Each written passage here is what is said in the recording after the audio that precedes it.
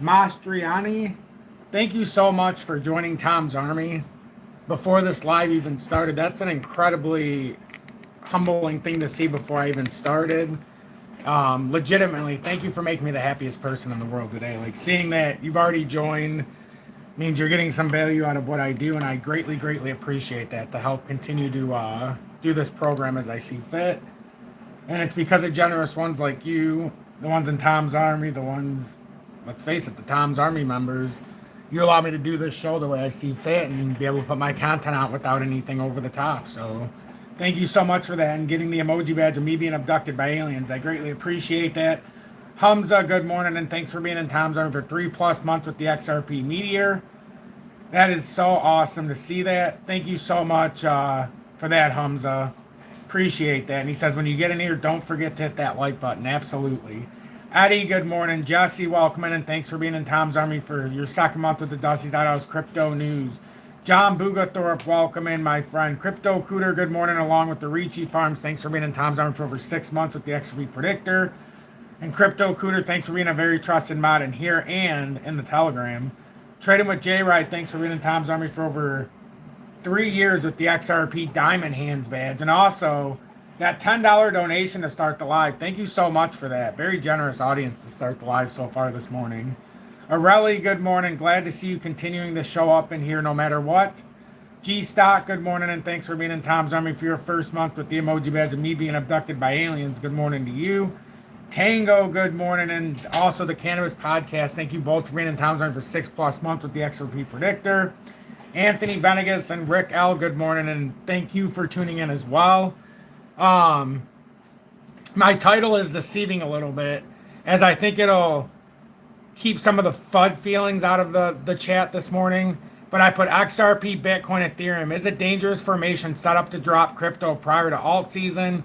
And then I said mining stocks, fire, and obviously money. But there's 2 reasons for this title. One is because the setup that's starting to set up, and for Bitcoin that we've already fallen outside of, seems to point to a rather significant drop for Bitcoin. And for Ethereum, it's possible. It's hard to tell right now with the way the setup is if it's a rising triangle or a rising wedge. And that's a very distinct differential, because if it's a rising triangle, it would be an extremely bullish continuation. If it's a rising wedge, it's going to drop us and the fun would stop for a momentary period of time. And where we're at in the month, I mean, we'll see what happens here. And as far as XRP goes, it's interesting because in the overall pattern setup, you could see 2 totally different things that happen.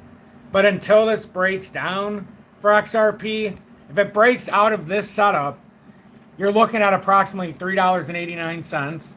A breakdown would bring you down to $1.92. If you're just basing it on the setup itself, and then you start to match it up and be like, well, if it dropped down, why would it drop into that area? And then we seem to get some confluency here, that we would back test a former consolidation on the handle, and it would have just been at a higher level that hasn't been achieved yet on a back test. But that's nothing that you would worry about exactly at this moment, because right now it's trying to set up an inverse pattern here in the short term. And if it wins out, this is going to be a move up to at minimum 314, but it should at least, this is why I have some hope here. If this little pattern plays out, just in the short term, if this little pattern plays out, it's setting us up something here. And it's setting us up something that would in the micro be interesting, because it could be a momentary move here too. But you got this little setup, and then you've got how it rounded down. Now you've got like the hooking out. So it hasn't been invalidated at all. Like, that's the outer part of this. So you match it up out here, inner, head, so you can see it's building parts here. And it's interesting because if we get rejected here, obviously this is a problem, because then you can see that death cross in the 4-hourly that, just we couldn't figure it out and actually finish off the golden cross. But until that happens and until this pattern breaks down, I mean, you got to look at it from a perspective and a half here, because XRP, yes, Yes, there is a sign. If it were to break down, you could fall under $2. That is true.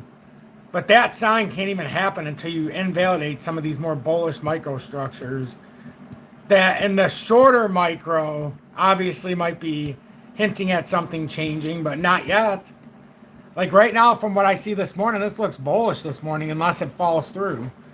So like unless this bottoming formation just in the short term here at, I mean, 295 was hit. So I mean, you've put a little bit of evidence here where this could in fact bounce to 314 and ultimately back up to that 330 area that was set up before that hasn't been able to, you know, break out at this exact moment.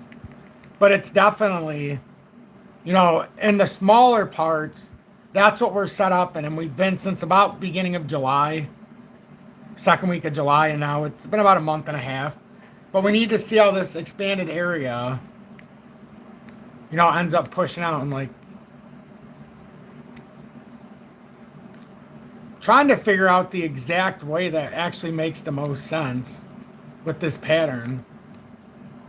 I like that 314 area, but it technically, I mean, it could be a little bit like, it all depends how you do this. Like if you go from back there, even from back here, it's still showing you the same thing. It's just you're taking it, you know, from a more precise level, but it still always brings you back into that same area. So, you know, it's set up, and until that ends up moving one way or the other, there's not much we can do except watch this pattern play out. But yeah, there is a chance that this could break down, and the reason why I'm giving it more of a look than I would normally, because Bitcoin with this rising wedge setup that it's come down underneath, at least for now until 117 it can break back through, that seems dangerous to me. As long as we're under this, it seems so dangerous.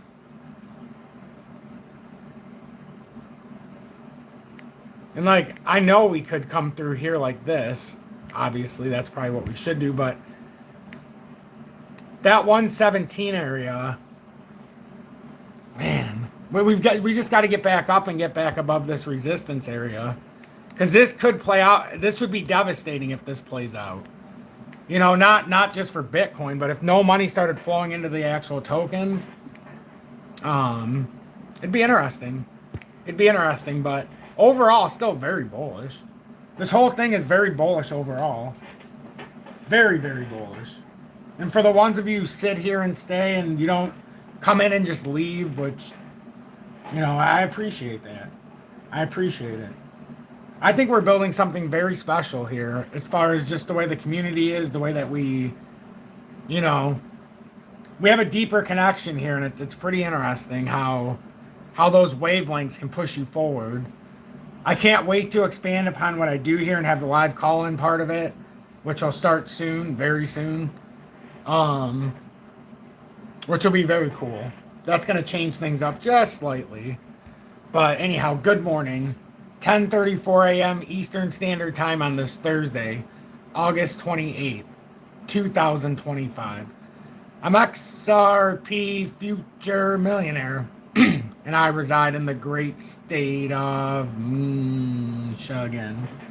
What another beautiful, glorious day we all have to spend with each other here this morning. Thank our Lord and Savior Jesus Christ for bestowing upon us another beautiful day with each other and allowing us this opportunity. Let's see. Anthony Venegas, welcome in. Rick, good morning. Jacoby, welcome in, and thanks for being in Tom's Arm for 6+ months with the XRP Predictor. Miss G. Stott in here as well. Thank you so much for being in Tom's Army for your first month with the emoji badge of me being abducted by aliens. Terrell Long, Mr. Popcorn Bud, XRP Lemur, thank you all three of you for being in Tom's Army for your second month with the Dusty's Outhouse Crypto News emoji badge. How cool is that? Wales, Josie Wales, welcome in, and thanks for being in Tom's Army for over 1 year with the I Told You So badge, along with Cape Cod Kyle from Massachusetts. Welcome in, Mr. Kupiak. Dan Marginal, good morning, and thanks for being in Tom's Army for your second month with the Dusty's Outhouse Crypto News. G Stock, good morning, and thanks for being in Tom's Army for your first month with the emoji badge of me being abducted by aliens. Seems like we had the same Ethereum confusion going on earlier with Bitcoin being a triangle or a rising. Absolutely. Absolutely. I still think that's what we could be dealing with Bitcoin because, you know, there's still a scenario where this could break out in Bitcoin, and that's kind of what we're looking for. And I guess you could lower it from 117 in this. It's going to have to get over a higher area, but we're trying to find that first level. And, like, yeah, there's going to be an immediate resistance closer. But you're going to run into one farther up, and it's going to hit you right about 117. So I guess there's no way to hide behind this. It might even be higher now. Nah, it's still right around there. So there's really no way to hide around these resistance. But I guess the immediate one, I mean, we should look at 114,880 for the closer resistance that we could be coming upon. Bitcoin's got to get some volatility to the upside here in a short order. Otherwise, this is going to start playing down in a more severe way. And then it becomes, if Bitcoin has to come down, what does it do? And does the money flow into Ethereum by virtue then flowing into the alt, or does it just kind of leave crypto for a minute? Which always seems to happen in late August and then through the month of September. And then it seems to find its way back by mid-November for some reason. So, I mean, if it does trickle up here, does it then come down? We start falling down, and then it has a quick bounce up. And then before you know it, you start looking at it, you're like, well, what's going on here now? Oh, we got a shoulder. You know, or like, it's the micro version. Like, and the funny thing is watch what ends up happening. If let's just say Bitcoin did play itself out here, and it came to 81K. And then you started to connect the dots and you were like, where were we at? About here. But this is where it went up, down, broke down. And then you start to be like, all right, well, here's a support. There's a support. So what exactly would we be building if something like that happened?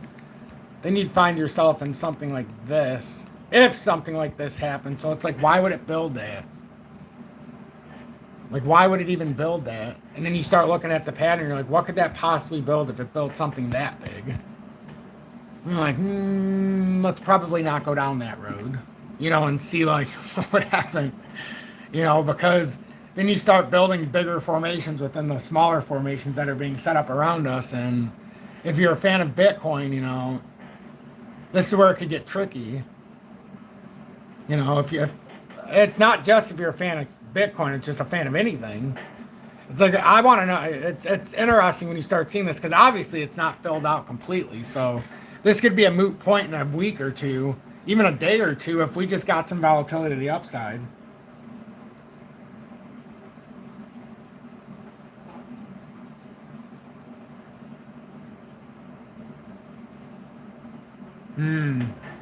That's a good point, because the first Bitcoin treasury would fall in that event. I don't know. It's almost, I don't know. It's interesting. Like, every single day now when you look at this, and like, I can't even express how much gratitude I have for everybody who tries to navigate through this with not just me, but the rest of the community.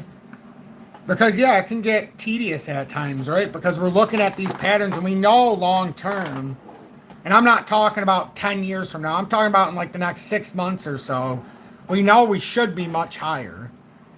But the deception right now that goes on in crypto, it's like we're trying to figure out here if 2028 now, after this run, because after the run happens, we're going to have a significant point. It happens in every cycle, and everybody who doesn't think it's going to happen, you're going to get blindsided, you know, really, really hard. Like, I'm not talking about hitting a brick wall. I'm like talking about like walking through a fucking black hole. But that hasn't happened, and that's not the time yet. So we've got, I think, until all of these regulations and stuff fully get implemented, and all this stuff we see for the government regulating and overreaching and doing all this stuff, I think until that happens, we're okay. But once they go into this digital, you need to do all of this and get biometrics, which they're starting to do now, but it's not mandatory. And you got to start getting these fancy things with like we call them chips and stuff, but I can't go any deeper than that, otherwise I'll get banned. But I think that's when it's going to jump the shark. And yeah, some people are willing to go through the hoops. I'm not. So I'm not. I'll still do the show. I'll still speak just as fondly, but it's just I won't be personally taking those hoops once it gets to that time, but it won't matter because we're already going to achieve from a financial standpoint what we needed to, which we're getting there. We're not quite there yet, but we're getting there. We're one bull season away from just, it's all gravy after that. Are we no longer going altcoins in here? What do you mean? I go over altcoins all the time. All the time. I'm talking in the beginning. You know, I go over altcoins all the time. I'm just trying to get through my thoughts, Ben. And thanks for being in Tom's Army for over 6+ months with the XRP Predictor, along with Crazy Pull. But I can't get into the altcoins until I get into the fundamentals with Bitcoin, Ethereum. I talk about XRP usually first because I'm XRP Future Millionaire, and that's what my channel's based upon. But you can't really get into the altcoins until you get into what those two bigger fish are doing. XDC's not cooked. This is just a drop we talked about before. XDC's not by any means cooked. It just, we were thinking it could come down to 7.2. It came close so far.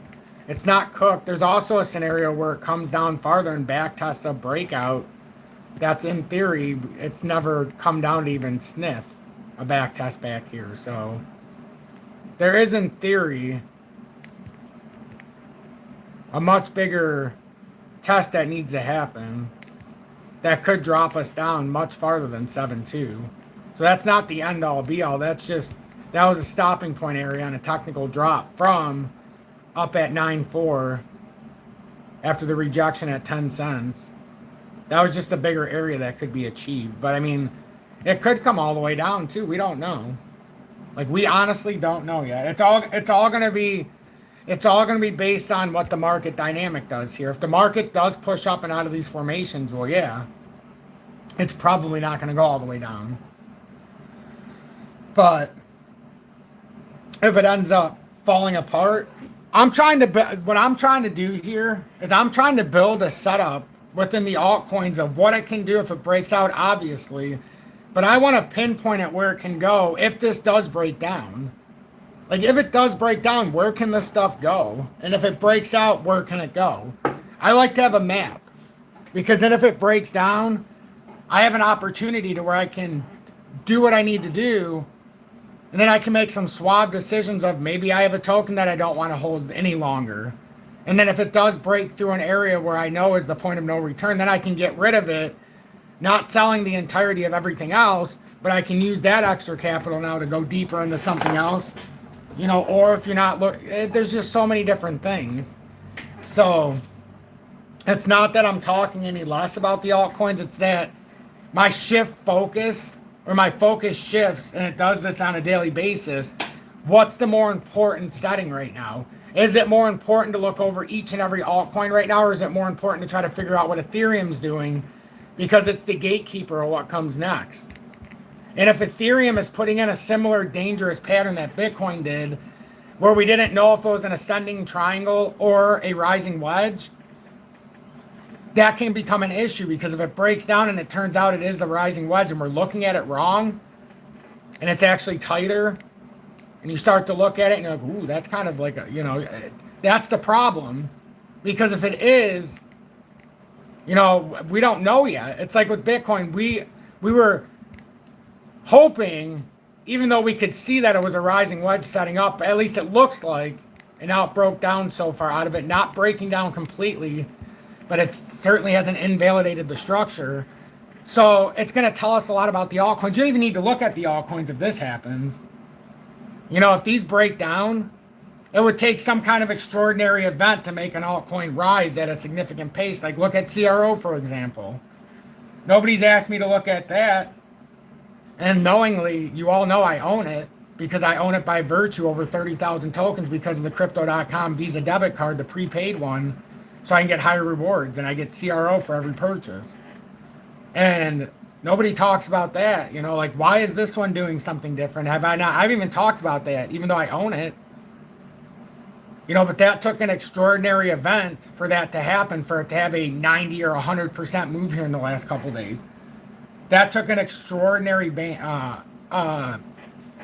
thing happen, and it's not anything out of the ordinary from what we were talking about. And the reason why I didn't mind holding it, we've talked about how Crpto.com, seemingly they don't care about the fees because they're doing something more than just an exchange. They're more than just a crypto exchange. So that's not where the bulk of their business is going to come from in the future, and you could see it. They added they're just like a regular stockbroker now. They have sports betting, and now they have a banking card, a prepaid debit card, I should say a credit card.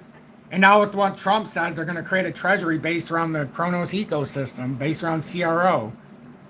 And they're basically going to be like a bank, a digital bank. So like, that's an extraordinary circumstance that it doesn't matter what the market's doing. Like, I think this is what everybody thought XRP was going to do from where it's at. They thought from $3.40, the moment that news of the lawsuit ending, or the moment that it's such a, this is why I don't talk about the credit card they came out with, or the banking card. You're getting XRP as rewards. You're not, that's it. There's so many others that already do that. That's nothing different. CRO's been doing that with theirs. I mean, should we jump off a bridge because it was only at 10 cents? Nobody seemed to.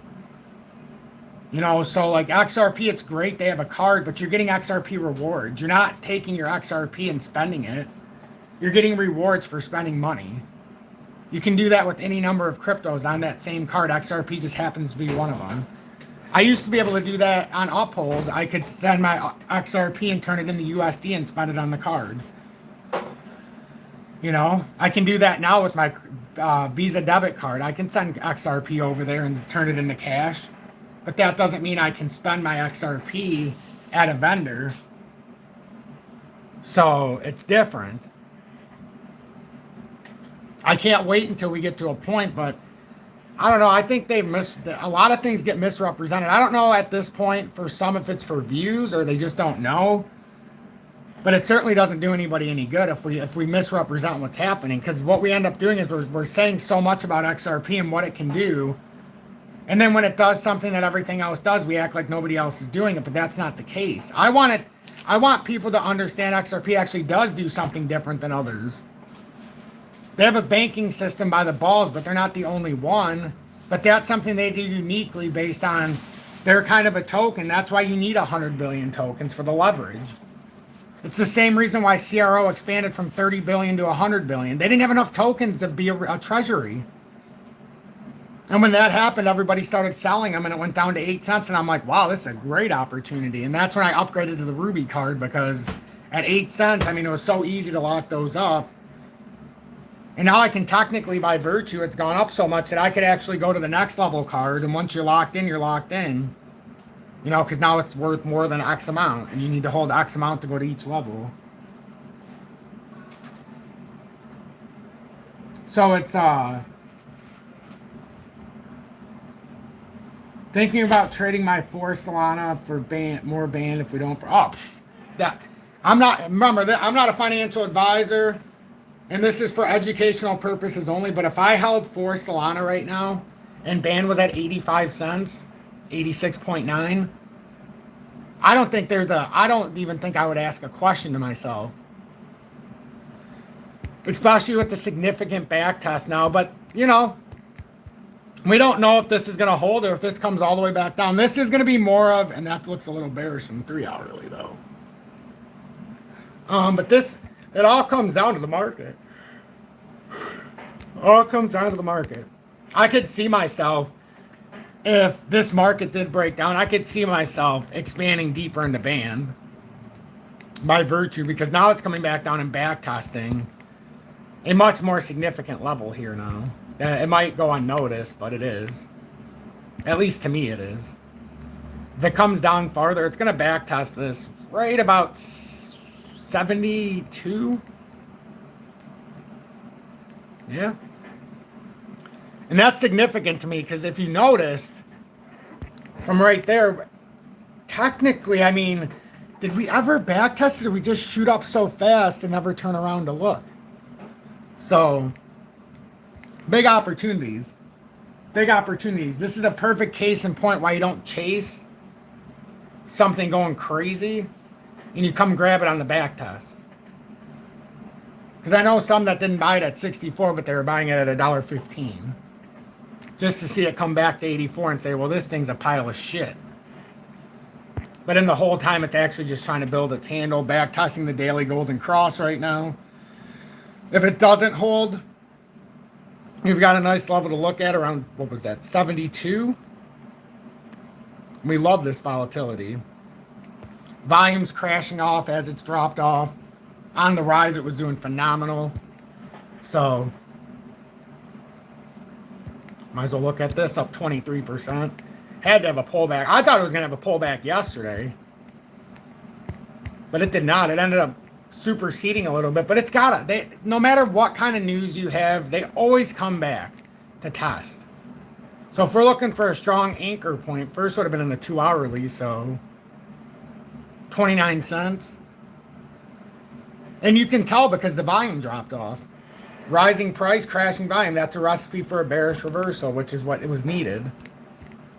This probably should come all the way back down to the low 20-cent area, but we'll see because of what kind of, irrational move will happen here because of just what's happening, what they're talking about, let's just say.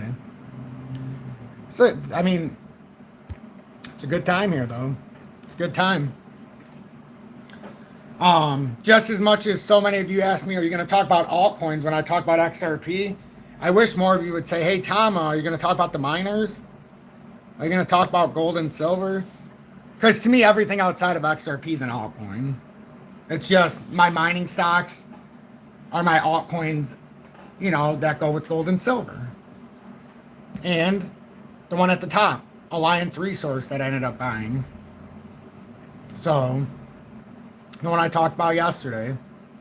And we'll see if it goes to 19 or not, but and I dip more money into there. But we'll see what happens. I think that's it's an interesting play, and the dividend is at a really good spot. But I'm not a financial advisor. It's just something I would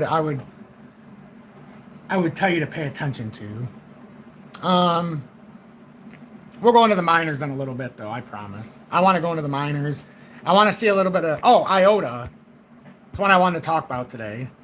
IOTA, very big hopes for IOTA. Heartbroken because of how they deal with it in the USA. And every time I seem to get my hands on it, the exchange goes away. So it's a debilitating thing. But nonetheless, I still think it's going to be a massive runner. And the only reason why I don't harp on it more is because I can have 40,000 plus algo and at least know that it's in a similar setup. I would love to have both of them, though. I would get rid of something in a heartbeat. A couple of somethings for IOTA. A couple of somethings. But, I mean, it's still in this phenomenal setup. Nice inverse pattern. Assuming this doesn't break down, it's only a matter of time before this rises up to this 40-plus cent mark. Yes, I understand it can go to 10 or it can even go to 7 cents, but it's been sitting here for so damn long. So damn long. And I've said many times, like, yeah, you can use that pattern, but I also like to look at it like this to show you just how damn long this has been set up in the same pattern. And to show you how close it could actually be coming to something even more than it even meets the eye.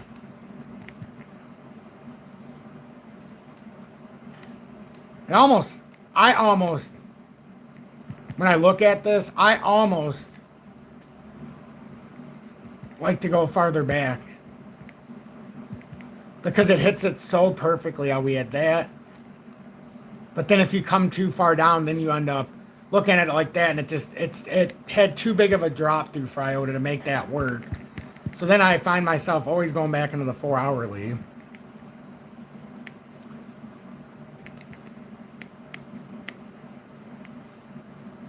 Yeah, see, it always ends up the same way. Every time I get back into the 4-hourly, I always take that point. That's why I do it in the daily. If I'm going to show the descending structure, see, that's why I like to do it like that. Although I like it right there. Because then you can almost see, from a farther out perspective, it almost could be in a falling channel that had it almost had an overzealous breakout a couple of times, and it's tough, but like, I could almost see it in like a channel setting to where the uptrend of the pattern and its cycle is catching up. And again, this is from here to here. And then if you take it from, and just watch. Let me change this to, what's a hot color? No, that's not going to stand out.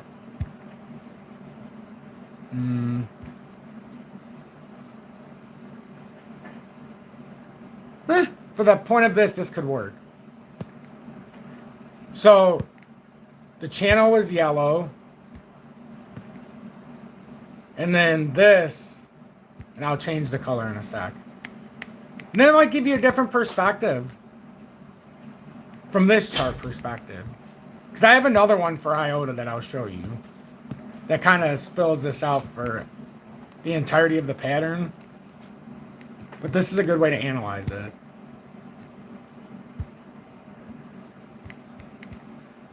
So, I mean, it is condensing, but there's still a lot of time that it could be building within this. So, but to look at it from the other perspective of IOTA, and I can keep it on here because I can have as many as I want, I believe now. But, it was with Bitfinex. And let me put that over by the other IOTA chart. And then I'll show you what I mean. This has the grand scale. If you want to take a snapshot, screenshot, set it up like this yourself, overlay it. This is what I would use. This is what I would use because it brings the top part of the pattern. It brings everything into focus. If everything played out in its best possible scenarios. These can be early though because when the breakout point suggests would be August of 28 would be the real big breakout. But you know, that's only if it takes as long as XRP did. Nobody says it's going to. That's just what XRP did. But we can't even go from the top here because it had such an overzealous run. We have to go from where it started. But, I mean, that's what I would look at. But then when you start to break it down, this has a more macro feel to it as well. So you can see the little areas that it has to go through. And then just the little differences that it's created. For just the sake of argument's sake, I'm going to get rid of these to make it easier to see. So, you know, you're either stuck in that channel or you can take it into a wider pole. So that's how I would look at this. Don't confuse it. Don't trick yourself. And then when you take it into a smaller cycle for IOTA, I would definitely pay attention to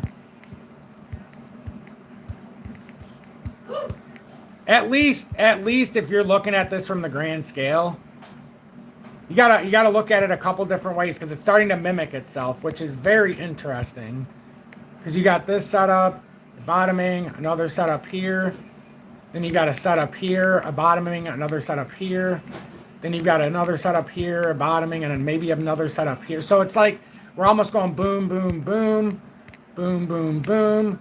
Boom, boom, boom. You know, it's reformulating itself.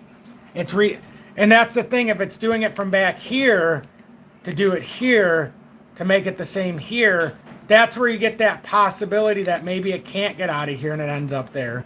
But if it's doing it from a elevated standpoint and it doesn't have to come and fill it out like this did and have that structure to where it burst out. See how we have the structure so that it burst out. So we're building the same thing. And I know that got messy, but this is everything I see when I'm looking at it. So it's not that we don't do the altcoins. It's that I have a flow. I have to do it in a symmetry. And it has to be what comes to my heart. So now the next thing, obviously, I talked about is going to be algo. But this is the way you need to start looking at this. Don't look at it from a, oh my God, if it breaks down to 13 cents, this is over. No, actually, it's not catastrophic. And you've just given a gift. A gift to build into the actual alt season. I don't know how that happened. But yeah, so we're building a similar setup. Like the right side is absolutely building a similar setup. It's just this side had to come all the way through, build this descending wedge, and now this side, it's in slightly different fashion, but you could totally see this. It's building out a similar setup. So I'm not seeing anything when I look at this market that says, oh my God, I'm scared. In fact, I'm saying, oh my God, there could be a big opportunity coming.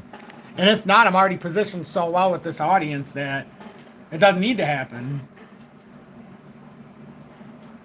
I do like Dent. I just can't have it where I'm at on my exchange. So, love Dent.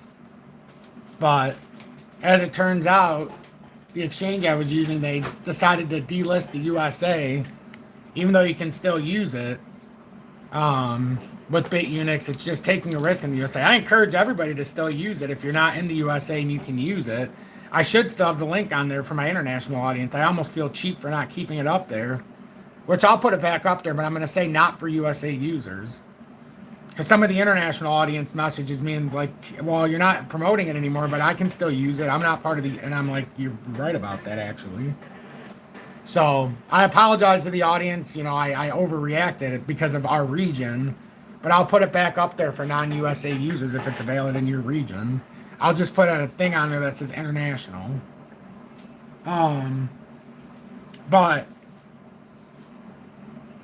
right now, I wouldn't be afraid of this market. I would be looking at this saying, we're getting a gift regardless of what happens. We've had an extended period of accumulation here since January of 24 when everything sunk. And now we could get an even bigger expansion, but you got to remember, there's no guarantee that comes down like that. The one thing I liked is Jim Cramer said that September was going to be bloody. Well, Jim Cramer's not typically in the right. So it might end up bloody, but we might end up with something different. We know when the rate cuts happen, all of September, I'll tell you this much, is not going to be red. It's not going to be a traditional September where everything's red the entire month. Even if, and this is where it's going to catch a lot of people off guard, even if it is red, it's not going to stay red. That rate cut is not a guarantee, but it's 99.4% in my opinion, and it's been like that since the beginning of time for September. I keep saying I can't say 100% in September, and I can't say 0% before, but what was the percentages? I was giving 0.005% that we were going to get a rate cut before September. And then sometimes I would say there's a 2% chance to make people feel better. But to me, there was no way until September. So now knowing that's going to happen, it makes sense how the market's been consolidating, pumping up and then dumping down, giving up hopes and slashing dreams. That's what you want to do before a significant rally. And then you're going to get that moment where it's the what do they call them? The disillusion, to where people are just flabbergasted. Like, I didn't buy. I know it's going down again. It's going to come down. Will it come down? Why isn't it coming down? I know it's going to. I can't buy it. It's going to come down. It's going to come down. Oh my God, it's made a new all-time high. It's gone up 150%. Now I'm going to buy. Wait a minute, it just went down like I thought it was going to, and now I'm getting crushed. You know, that's where we're at right now. People are disassociating from the actual reality of the market. The market looks fine. Honestly, it looks fine. Even if the micro did fall because of Bitcoin. But what if the money goes from Bitcoin to Ethereum? What if Bitcoin dominance keeps dropping? We've almost come down to our target, which I think we're within the region of error because we did come up. And I think we're within the margin of error. We had to project this down because we hadn't created that breakdown. But I think we're within the margin of error here. I think we've done what we needed to do on this bear flag. Obviously, it can come down farther. Oh, yeah, see? It was measured too long.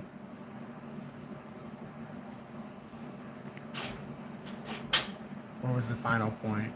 Got rejected there. Yeah, see, it still could come down to 56.6. The break, yeah, see? So, I mean, it's actually, it's interesting what the dominance is doing, because once we broke down out of here, that rising channel, that gives us a lot of opportunity. And we know we're in a bearish pennant. And a pennant is described by lower highs and higher lows simultaneously coming in on a bearish, almost like a flag setting, which you can see it. But that's how it came in. We have all the evidence, I mean, of what could happen here. I think we gave it more, but just because of the way that's set up, yeah. I'm trying to figure out why we did that. We can modify it just a little bit. Still going to get us in the same spot. But that's the bearish pennant. And if Bitcoin did break down out of a bearish pattern, oh, Lord have mercy. 54.75% is my opinion. Once we break that, then we can start making some real noise. Real noise. Back down. But it's got some work to do still. It's amazing that all the governments and all these companies are putting out common shares of Bitcoin. I mean, of their company, overextending their own companies, taking out loans against their companies at the shareholders' expenses, in some cases with the common shares, so that they can invest in Bitcoin over 100,000 or 95,000. What happens in all these countries that are buying over 100? Where the hell were these countries at 15? For that matter, where the hell were they at 50? What was so special about 100? Oh, that's right. When you have a Ponzi scheme, you need more and more money when you get the closest to the top. Because now retail is not enough to carry the weight. Institutions are starting to not be enough to carry the weight by themselves, like MicroStrategies. Now we need whole fucking countries. What happens after? What happens the first time the margin gets called? What happens the first time the bank calls the note? Bank calls the loan because Bitcoin's getting volatile.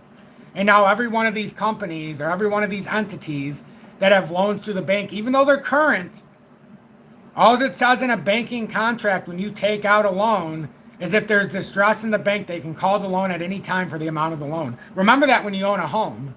They can call the loan at any time and you have to come up with the collateral. If a bank is in distress, I bet you didn't know that, did you? They don't teach you that in school. Ask Dave Ramsey how he went from being a multimillionaire to broke overnight. Even though he was current, the banks became in distress because the loans were going the wrong way and we had an economical collapse. And they called his loans and he didn't have the collateral, so he went bankrupt. That can happen to anybody at any time who has any loan. They can call the loan as long as they claim distress, and there's nothing we can do about it. They do it all the time. That's why they say don't, and this is why I hate Robert Kiyosaki when he says, if you're broke and you have a home, take out a HELOC, borrow against it to buy a second home, and so on and so forth. I disagree with that because now what you've done is you put yourself in a no-win situation. You don't have the bank flow, the capital to do what you need to do. What Robert Kiyosaki fails to tell you 9 times out of 10 is that he owns silver mines, gold mines. He's got unprecedented wealth through mining. So if he got his loan called on him, all he has to do is turn in some bars. He owns the whole fucking mine. So just remember that. It's all gravy till it's not. Every time you take margin, that's why they put it in there. As long as there's distress in the institution, they can call the loan at any time. And you have to come up with the collateral. That's why when you take out a HELOC, it's a horrible idea. Your collateral is your house. So if you can't pay the note, think about it.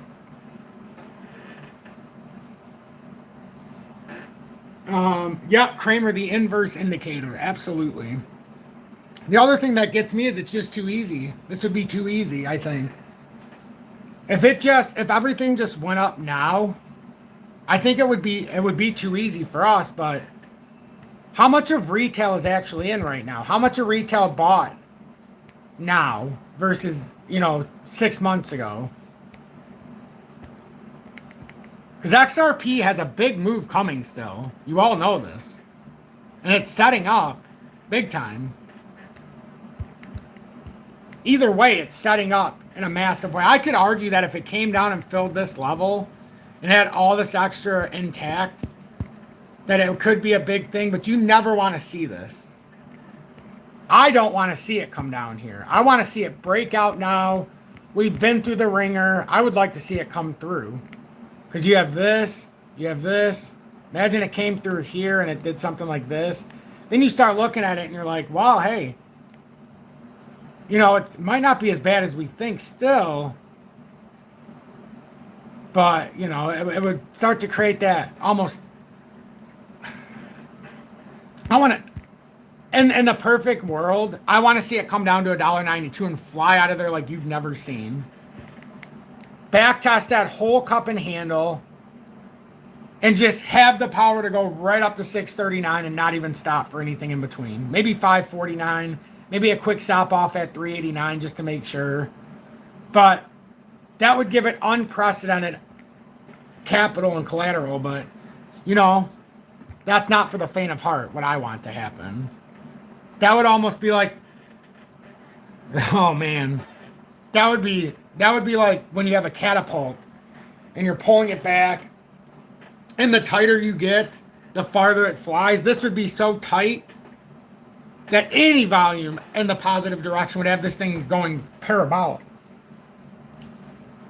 It would give a great opportunity for some. And if it came down there, I know I don't usually buy more, but if it came down to $1.92, there's a very real chance I could find myself in a situation where I would buy more, but maybe not XRP. But I would have to weigh it against where XLM's at and where XDC's at that point. But there is an opportunity where you could see yourself saying, okay, well, for, let's say you bought a couple thousand for $4,000, let's say. You could see a scenario there, if you know at $1.92, you're looking for that play to 5 something, and you could turn that, 4,000 into 12 or 16 just based on the move it has to make. So, we got to remember that aspect too. It's not a bad idea if you can afford a couple thousand tokens. Maybe it's not 10 where it's at now, but if you can afford it when it drops down, based on what your fundamental understanding is, from my own heart, I might be able to see a better opportunity, but I could still see where I could be straight in that, direction. But being completely transparent, I've been putting more in. I have a bigger portfolio in mining stocks than I have in crypto. And it's crazy to think that. But obviously the miners are going up as we speak, in the past few weeks while crypto's been stuck. So that helps. But I'm looking at it from the same aspect that I look at the miners now. I'm trying to push it through the same focal point that I do for crypto, like as the miners and gold and silver. I'm looking at XRP as my, and it's weird to say this, but I look at XRP, so you have Bitcoin as gold, Ethereum as silver. I look at XRP as one of the top performing mining stocks in the altcoin sector, as I would look at the mining sector. So if I'm looking at it, I'm looking at XRP sitting on the potential, of something more like that's already moved a little bit, but hasn't moved where it needs to go. But I almost look at it like it's outperforming the market, like a Kinross Gold would be like how XRP is right now. How it's outperformed so far. Kinross has done the same thing when you look at it, almost breaking $20 a token, as to where some of the other ones, or a share I should say, are still sitting at like B2 Gold at $4. So then, then I would look at something like Algo or IOTA in that next tier, like, okay, well, it's in the same classification, but it's so much cheaper despite achieving such a higher threshold earlier on. And this is one that I would more position into like an Algo and an IOTA, depending on your region, over maybe Kinross, even though it pays a good dividend and it's moving great over $20, but it's already made such a significant move. That might be the way you would look at XRP if you want to compare it to a miner. And that would be like how B2 Gold would be to Kinross, how it has such opportunity when you look at the two because it hasn't mainly moved. And their books and what they're expecting to get. Their next earnings, I can't remember if this was for Q4 or Q1 of 26. I think it might have been Q4. They're expecting, because they're going to make sales, and their sales are going to be around $3,300 a ounce on gold. Their last sales they made for earnings was like $1,800. So, I mean, this is going to completely turn things in the upside down in a good way for us. And it's going to be something crazy when it starts to actually move. So that's the way I would start looking at it if you want to start comparing apples to apples with the mining sector and what gold and silver could relate to. And then you start to go farther down the list. I would look at XRP if it's gold, or if Bitcoin and that is gold and all of that. Another one that is a better miner that hasn't gone relevance yet. And you could start to look through the list. Like we've got Barrick Gold, which is the world's largest gold miner. It would be one of the biggest ones, but Newmont's the world's largest miner overall. But you know, then you start looking down at the smaller segments. And like XDC would be on that smaller tier. So if B2 Gold was up here price wise, XDC is down lower, but it's still on the same tier as a higher like Barrick Gold. B2 Gold may not have as much money pushing, but it's every bit as valuable as Barrick Gold. I mean, Barrick Mining now. But, you know, it's just at a lower price point. It hasn't moved over the years. But Barrick Gold is stuck in the same plateau as B2 Gold. It's just higher price point because it's got more collateral. That's how I look at it with some of them. You know, XDC is no worse than XLM. It's just not at a standpoint that it has so much, let's just say so much capital at this point. Or it doesn't move as much right now. But it's, for the R3 corridor, it's huge. So it's cool when you start to compare different different sectors and start to try to draw a correlation and try to look at them in a unanimous way. But once you start to have an investment style, it really doesn't matter what you're in, whether it's obviously the mining stocks with gold and silver, they're risk on and off, so they can perform in both sides. Oftentimes they do better in a risk off or a risk. Like, even in a risk-on scenario, they do great. But when risk-on is risky, those risk-on and off assets really like to outshine. But they take years and years to get to a proper point. I'm late, but whales have been buying Ethereum up 150 billion overnight. Yes, definitely the whales are interested. Definitely. When I get rid of GRT for banned, I mean, I'm not going to start talking about lateral moves. I have 55,000 GRT and I have 10,000 banned. If I was going to do that, I would just sell the GRT now and put it in the band. I have a plan for GRT because it's part of the IOTA. It's not a mainframe, but it might as well be. The question I should ask myself is, should I get rid of Poly, POL, and put the rest of it in the band at 86 cents? You know, these are the questions I ask myself. Or data. Do I want to have data or do I just put it in band? No, I do want to have data because of the IoT plan. I want to have POL because of the setup with the Digi ID. Or the Poly ID, I should say. But it's the digital ID, but you don't want to know about that. That's how they that's where the microchips come into play. But they're the ones who have that technology and are pushing it. So it's like, it's at 24 cents, but it'll probably be at $24 someday. Or it'll be at, we know, $2.40 at some point. But this is one that, because of just virtue, 24 cents one day, you're going to look at it and say, man, I can't believe we weren't buying it at 24 cents. So when I think that in my head, nope, that one just sits. CRO, when it was at 8 cents, it's like, I had bought it at 13 and 14 for the CRO crypto Visa debit card. So when it went to 8, it just seemed logical to upgrade to the Ruby card. And now it's just paying dividends. I can't believe it's at 31 cents. I mean, I just told Julie yesterday it popped up to 23 because of what Trump said. Now it's at 31, Julie. I know, it's crazy. But data, these setups are beautiful when they finally play. I mean, yeah, is there a scenario where I could get rid of these? You better believe it. So if it came down below 115 or 12, yeah, I'm not going to sit through a catastrophic drop, but that's not what I think is happening here. I think we're setting up massive inverse patterns, and it's finally going through a bottoming phase. It had to eventually. These had to go through the bottoming phase eventually. It had to. There's no way around going through a bottoming phase. Eventually, even if you continue farther down, you're going to come through a part of the phase where it's going to become bullish. Even if overall it becomes bearish, it's going to become bullish at some point. Unless it's just completely dead. But I want to end this too because my son's coming out here. And it's been over 50 minutes and I just want to go hang out and he wants to hang out. So, you want to come see, buddy? So we're going to end this. Come here. You want to say goodbye, buddy? Come here. But I appreciate everybody. Make sure you think about joining the Telegram. Come here.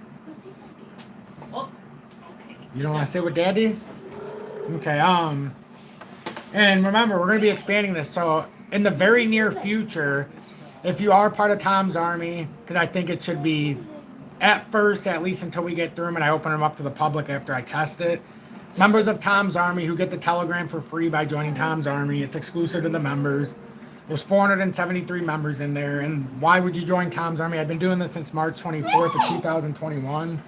And I've never missed a day of doing these updates. It gives you a more exclusive look with the rest of the community. And you can find that link in the members only post on YouTube if you're part of Tom's Army. But you'll have the ability to call in live and we'll be discussing it. So, you want to say bye to everybody? Yeah. Come here. You want to say bye? Yeah, come see Daddy. So, yeah. We're going to say bye to everybody. So, bye everybody. Have a blessed day and we'll see you later. Say goodbye. Say bye-bye.